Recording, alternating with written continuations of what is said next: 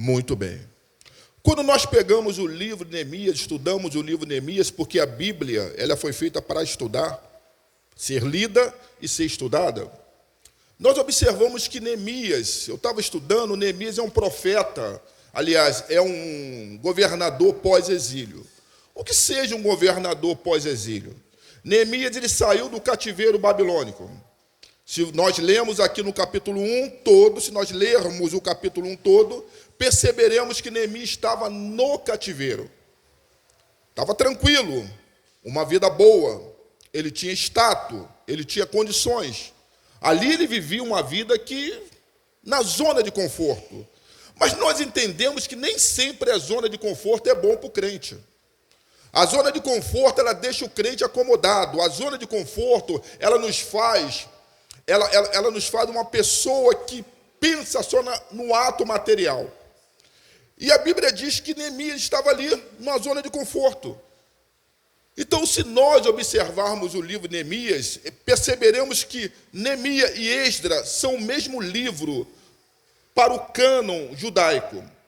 Observaremos que quando Neemias começa a trabalhar para o reino, colocou no coração aquele tento, percebemos que quando, primeiramente, Neemias, ele vai ao rei. Quando Salomão, ele morre, a Bíblia diz que o reino foi dividido, reino do norte e reino do sul. E a Bíblia diz que o reino do norte ele foi pego por Senaqueribe. Senaqueribe trouxe os seus exércitos e pegou o reino do norte, que era as 10 tribos, e depois foi a tribo do sul. A tribo do sul era composta de Judá e Benjamim. Mas Deus tinha falado já com a tribo do norte e tinha já falado com a tribo do sul. A tribo do sul, ela foi levada. Ia faltar, aliás, a tribo do norte e a tribo do sul, ali teimando com o Senhor. Muitas vezes, o Senhor fala conosco que nós teimamos. Teimamos. E a Bíblia diz que Jeremias se levantou como profeta, lá no capítulo 25, versículo 11. E a Bíblia diz que Deus usou a boca de Jeremias falando até o tempo que Judá ficaria no cativeiro. 70 anos. Do mesmo modo que o nosso Deus, ele determina um tempo para nos abençoar, é um modo também que Deus determina um tempo para nos disciplinar. Porque em nossos corações está só o bem de Deus.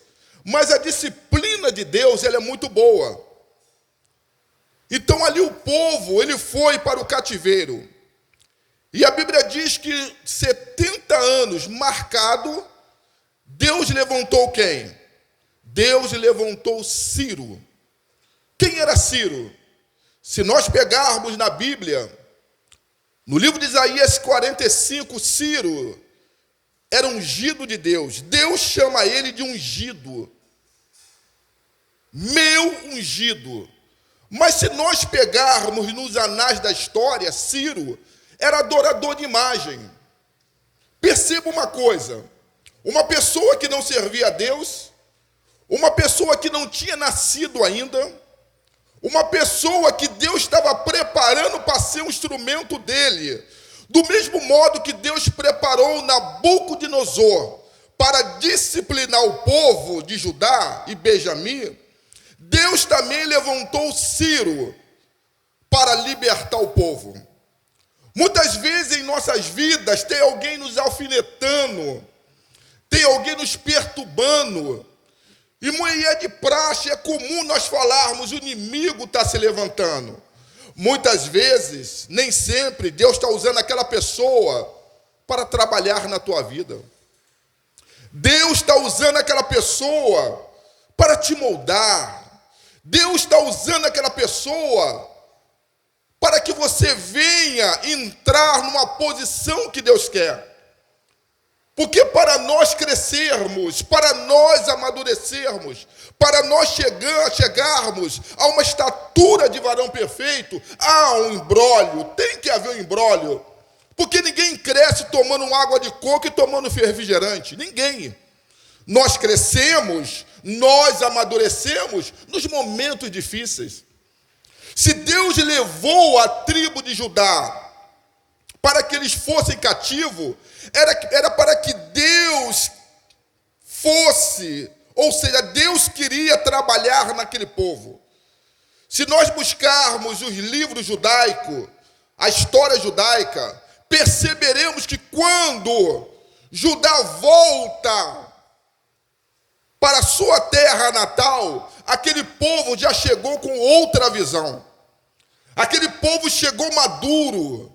Aquele povo, ele chegou com uma visão de que o Senhor é o único Deus da minha vida. O Senhor é o único Deus da minha alma. O Senhor é o meu Salvador. Porque aquele povo, ele foi disciplinado pelo Senhor. Eu quero dizer para você, eu não sei o que você está passando, mas uma coisa eu falo para você: o que você está passando pode estar fazendo você chorar, pode estar fazendo você não dormir algumas noites, pode estar fazendo você até mesmo reclamar, mas eu quero dizer para você: seja grato, louve ao Senhor, porque Deus está trabalhando nessa situação. Deus trabalha de todas as formas. E a Bíblia diz aqui que nós lemos que quando Hanani, ele dá a notícia, uma péssima notícia, ele dá a notícia para Neemias, Neemias chora, Neemias clama e Neemias ora. Ele poderia ter falado: tudo bem, legal, eles estão mal, eu vou chorar, mas eu estou aqui bem, eu estou aqui legal, eu estou comendo bem, eu estou aqui, fechamento com o rei, tudo que o rei come, eu como, tudo que o rei me coloca as melhores vestes, da Headley, da Company, da C&A, eu estou muito bem. Mas nós aprendemos que, o pastor Marcelo falou na sua prédica, que no coração de Neemias entrou a empatia, no coração de Neemias entrou a misericórdia, no coração de Neemias entrou aquele contexto que Paulo ele diz lá na sua epístola: chorai com quem chora e se alegrai com quem se alegra. Quando você chora pelo desterro do teu irmão, quando você chora pela dificuldade do teu irmão, eu quero dizer para você que você está movendo o reino de Deus. Eu quero dizer para você que o coração de Deus está sobre você. Porque se nós pegarmos os atributos de Deus, perdão, misericórdia e graça, quando nós olhamos para o irmão e falamos: amados, amada, o Senhor te abençoe, e vira as costas, isso não é empatia. Mas quando nós temos condições de ajudar aquele irmão, quando colocamos em nossos corações de que eu posso ajudar, vou fazer de tudo para ajudar. E você perceba que aqui, se nós fizermos uma sinopse, ou seja, um resumo do livro de Neemias, olha só, no capítulo 1, Neemias recebe a notícia e fica consternado. No capítulo 2, Neemias orou e o rei prontamente atendeu a oração de Neemias. O rei prontamente atendeu o pedido de Neemias. Isso nos ensina o quê? Que a tua oração, o teu clamor, o teu choro, ele não fica alheio ao Senhor. A Camila falou aqui que a mãe dela clamando por ela, orando por ela. Meu amado, minha amada, você que é pai, você que é mãe, você que tem irmão e primo, quando você começa a clamar, quando você começa a pedir, para os teus olhos, para os meus olhos, humano, carnal, é difícil. Mas quando você coloca no teu coração, começa a mover o reino de Deus. O reino de Deus começa a trabalhar. Você não está vendo pelos olhos humanos, mas você passa a contemplar pelos olhos espirituais. A Bíblia diz bem claro no livro de 2 Coríntios, andamos por fé e não por vista. Quando nós andamos por fé, o Senhor diz, como disse para Abraão, Abraão, sai da tua parentela. E Abraão foi ávido, prontamente ele ouviu a voz do Senhor, e ele começou a caminhar. Ele não sabia para onde ele ia, mas a fé dele já sabia. Eu vou repetir. Muitas vezes, você não sabe para onde Deus está te levando, pela tua consciência humana, mas pela tua fé, você fala, eu chegarei, porque o Senhor está me direcionando, e quando Deus direciona, é tudo certo. Eu sei que esse deserto, no final dele, haverá um oásis, haverá uma bênção, e eu serei abençoado, em nome de Jesus. Isso é fé. Isso foi o caso. Aleluia. E se nós observarmos o capítulo 3,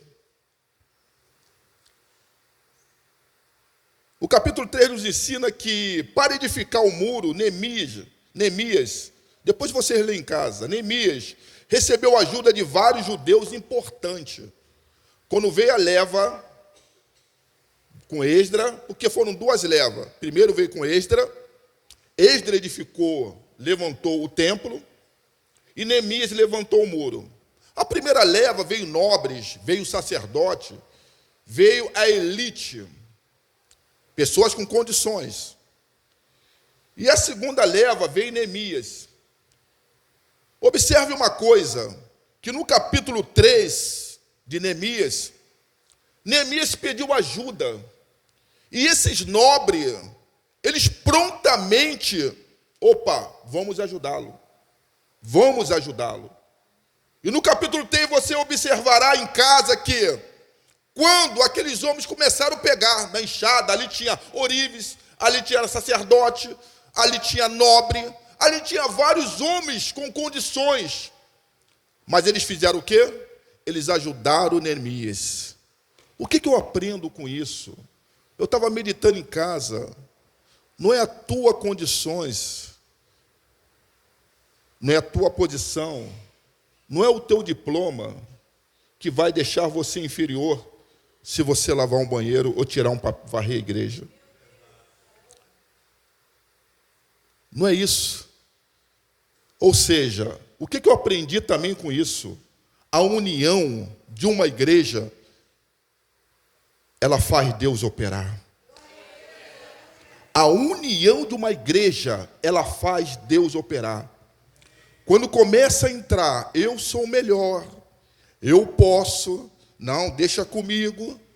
Aí Deus começa a cruzar os braços e falar, então vai, você consegue?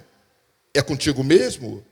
Mas quando eu entendo que eu preciso da pastora Rosa, quando eu entendo que eu preciso do pastor Itamar, do evangelista William, quando você entende que você precisa do irmão, quando você entende que você não é absoluto, o antropocentrismo, ou seja, o eu entrar na minha vida, quando você entende que orais um pelo outro é tremendo, aí nós começamos a crescer, a igreja começa a prosperar, a igreja começa a andar. A Bíblia diz que Pedro estava preso em cadeias. E a palavra de Deus diz que a igreja estava em contínua o quê? Em contínua o quê? Será que estavam um aqui, outro ali, outra acolá, fazendo aquela oração e deixa ele orar para... Não, a igreja estava unida. Eu quero dizer para você, a nossa união, ela dá o crescimento da igreja. A nossa união, ela faz o inferno ficar revoltado. A nossa união, ela faz nós crescermos e nós amadurecermos. A nossa união, ela faz mover o reino dos céus ao nosso favor. Sejamos unidos um com o outro. E no capítulo 4, Neemias, no capítulo 4, levantaram os opositores. Sempre é assim, os opositores. Aquele que critica. Eu converso muito com o pastor Marlon, e eu falo, e nós conversamos uma coisa: quem trabalha não dá trabalho. Repara bem, quem trabalha não dá trabalho. Quem trabalha na obra de Deus não tem tempo de olhar nem para a esquerda nem para a direita. O alvo é,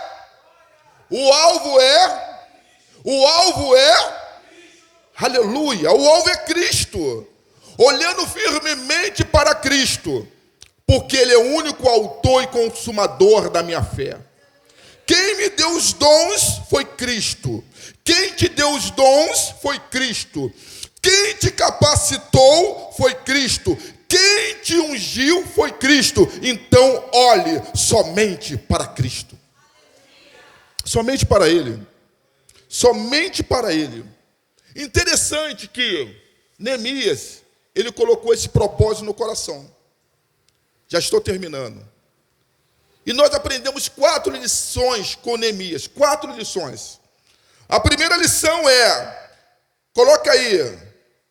Não precisa. A primeira lição é: Neemias se humilhou perante o Deus de Israel. Humilhai-vos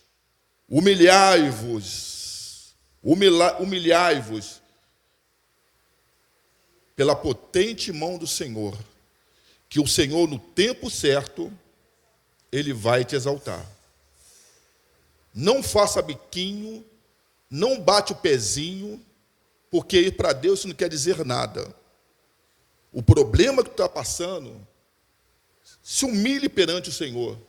Entenda que é um propósito de Deus na tua vida. E Neemias entendeu que o povo estava errado. Ele estava bem. Ele não precisava daquilo.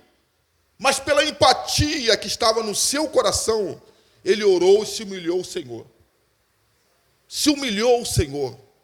E quando Deus ouve a nossa humilhação, quando Deus ouve o nosso clamor, Deus começa a trabalhar. Oh, que maravilha! Deus fala: olha, o meu filho está reconhecendo que ele não é nada. Eu vou lá abençoar ele. Vai lá, anjo, abençoa ele.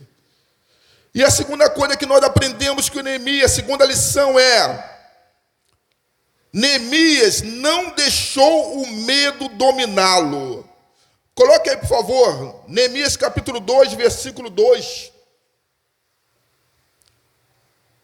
Neemias capítulo 2, versículo 2 em diante. Igreja, 1, 2, 3.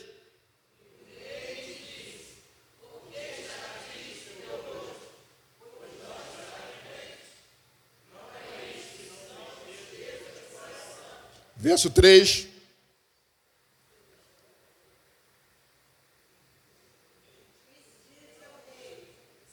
Espera aí. Toda a igreja. 1, 2, 3.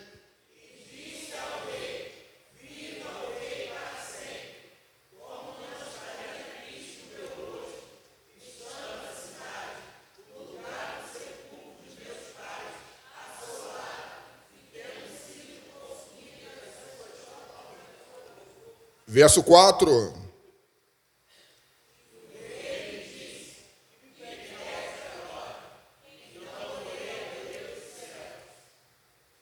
Verso 5.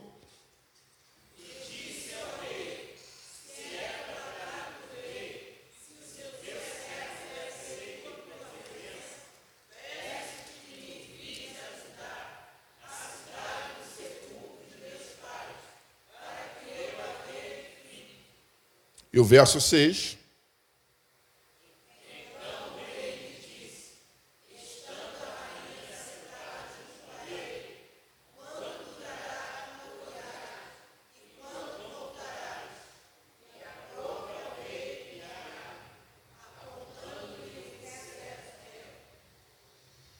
Ou seja, Neemias, antes de chegar ao rei, ele temeu.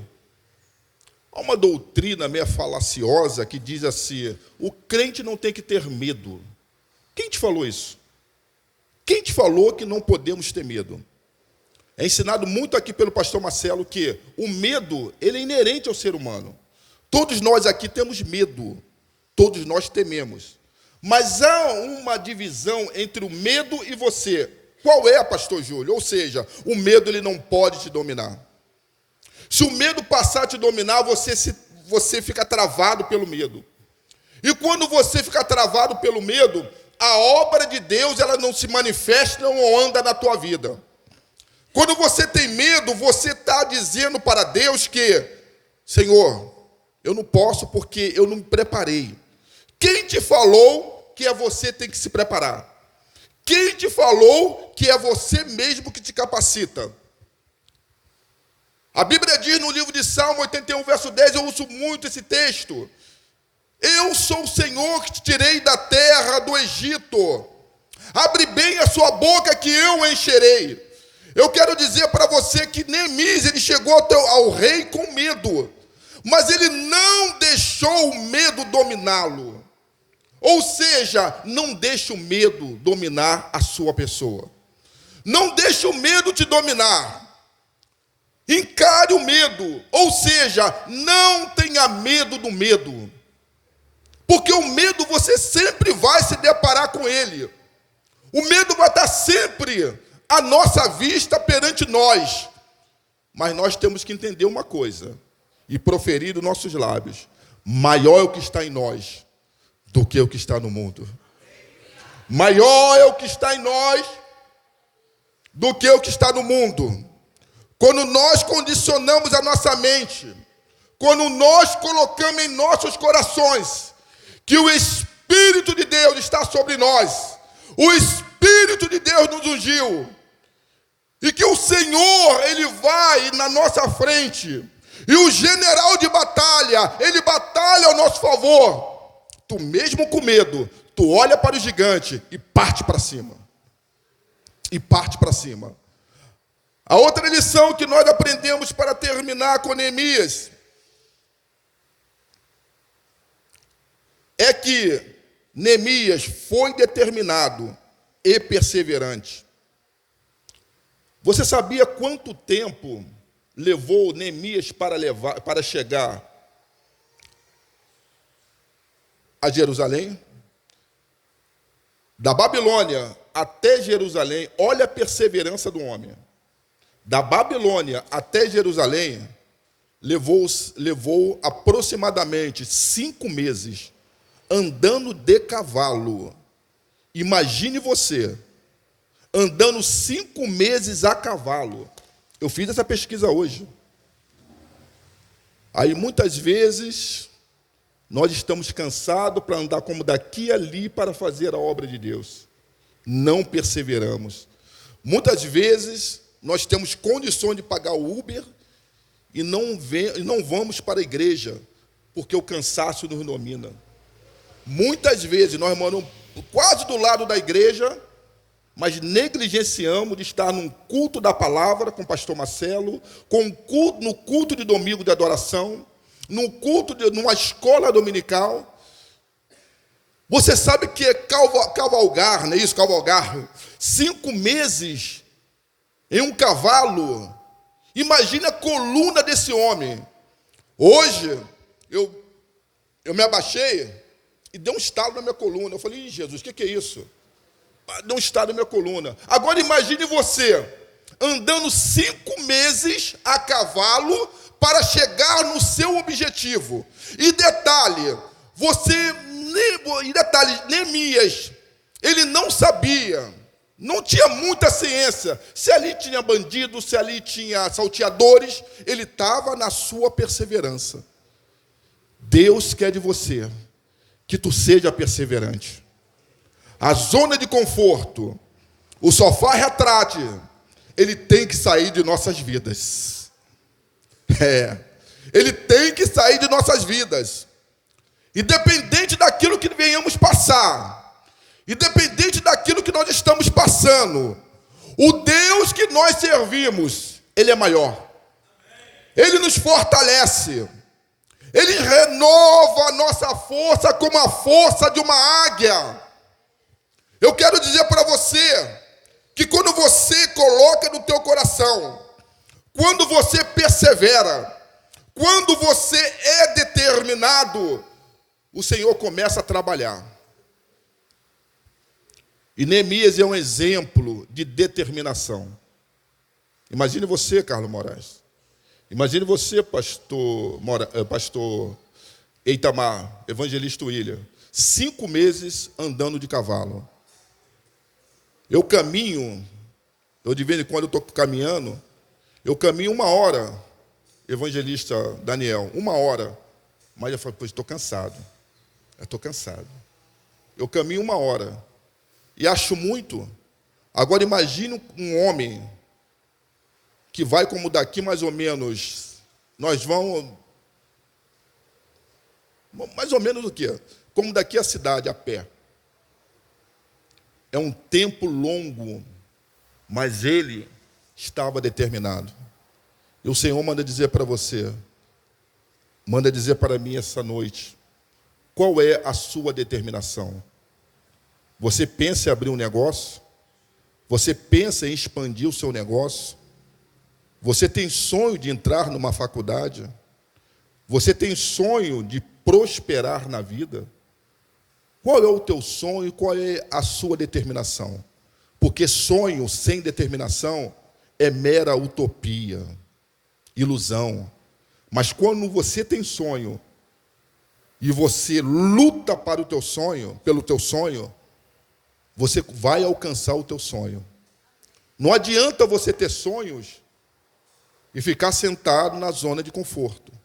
Não adianta você ter sonho e ficar só no papel. O sonho tem que ter determinação, tem que ter foco, tem que ter objetivo. A Camila tinha um sonho, e o sonho foi realizado. Ela ganhou no programa, porque ela tinha um foco. Ela tinha um foco. É a mesma coisa que um homem ou uma mulher entra na academia, eu quero ficar com as pernas grandes, o corpo bonito. Tem que ter foco. Qual é o teu foco? Ser um instrumento de Deus, leia a palavra e viva uma vida de oração. Qual é o teu foco? Ser um grande pregador, leia a palavra. Qual é o teu foco? Ajudar a pastora Rosa, dia de quinta-feira, nos amigos de oração? Venha, ela vai te dar uma oportunidade. Tu pode gaguejar, mas tenha foco, não desista. Não desista do teu sonho. Não desista do seu objetivo. Não desista daquilo que Deus colocou no teu coração. Porque vai chegar dia que você vai se deparar com os problemas. Repito, mas esses problemas é para o teu amadurecimento, é para o teu crescimento. Porque quando você alcançar a vitória, você estará maduro e falará: Senhor, muito obrigado, porque isso provém de ti. Aleluia! E para terminar, meus amados, para terminarmos, Neemias não se preocupou com a afronta dos inimigos. Se você tem um foco, se você tem um sonho, se você tem um objetivo, tu tem que ir até ele. Mas você vai ter afronta, você vai ter crítica, você vai ter, olha lá, ele pensa que é alguma coisa. Olha lá, ela pensa que é alguma coisa. Ia lá, vai fazer faculdade, duvido que vai chegar até o final. Mas se nós dermos ouvido às críticas, aí nós vamos parar. Ficamos de pé em nome de Jesus Cristo.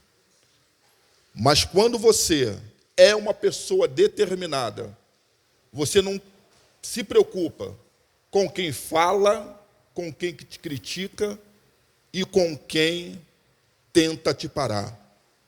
Você sempre se deparará com Sambalate, Tobias e Gesem na tua vida. Mas é necessário, é bom que Tobias, Sambalate se levante. Porque através disso Deus vai olhar para você e vai ver se realmente você é perseverante. Se realmente aquilo que está no teu coração, na obra dele, você vai chegar até o fim.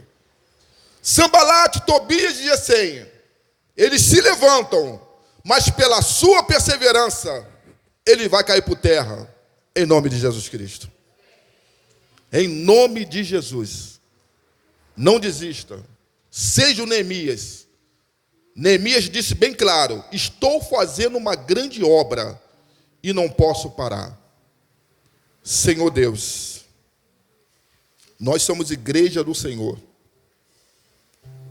Como igreja do Senhor, o Senhor nos chamou para sermos perseverantes, para sermos corajosos, para sermos, Senhor, homens e mulheres com fé. Porque se depender de nós, Pai, nós paramos. Mas Tu és um Deus poderoso. Tu és um Deus que sustentou Neemias. Tu és um Deus que deu coragem a Davi. Tu és o Deus que ungiu a Elias contra os 400 profetas de Baal e os 400 profetas de Acera. Tu é Deus, Pai, que em nome de Jesus Cristo, eu profetizo para a Tua igreja, uma igreja valente, uma igreja guerreira, uma igreja perseverante, uma igreja que não pode até ter medo, mas ela não para mediante os problemas. Uma igreja próspera, uma igreja que eles vão abrir negócios, em meio à dificuldade eles não vão desistir. Senhor, uma igreja que vai seguir à frente, vai levantar o mundo da vitória e vai cantar o hino da vitória, em nome de Jesus Cristo. Aplauda ao Senhor. Se tentaram matar os seus sonhos, sufocando o teu coração, se lançaram você. William.